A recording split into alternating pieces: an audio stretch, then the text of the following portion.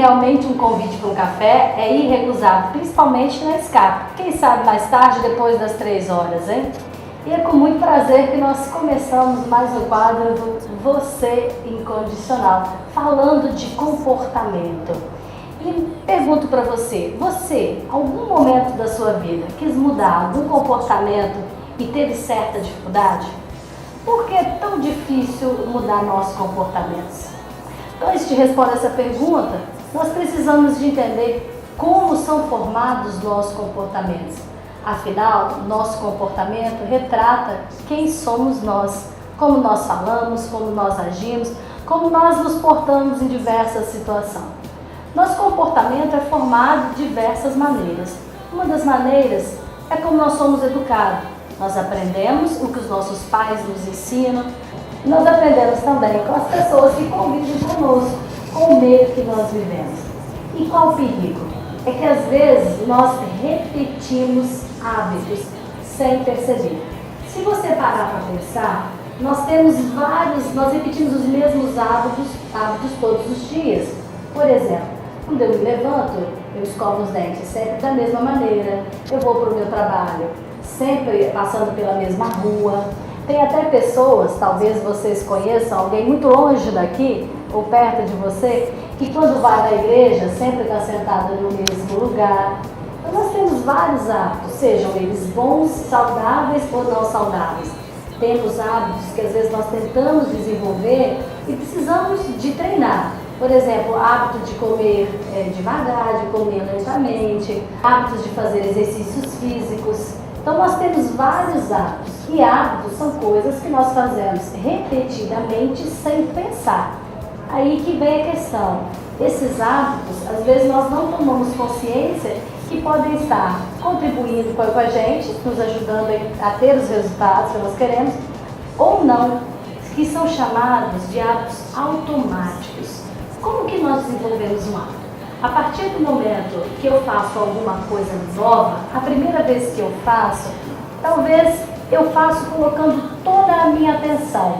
Vamos para um exemplo prático. Imagine quando você vai fazer uma trilha pelo meio da mata. A primeira vez que você vai para essa trilha, você tem que prestar bastante atenção, porque é um caminho que você ainda não percorreu e não tem nada marcado por aquele caminho. A segunda vez, você já sabe mais ou menos, você já vai com menos atenção. A terceira vez, você já nem percebe muito, porque você já conhece um pouco aquele caminho. E os nossos hábitos são formados mais ou menos assim.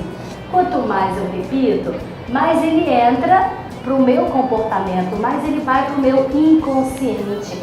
Aí que mora o perigo, pois quanto mais inconsciente for o hábito, em algumas situações pode ser prejudicial, que nós chamamos de hábitos automáticos.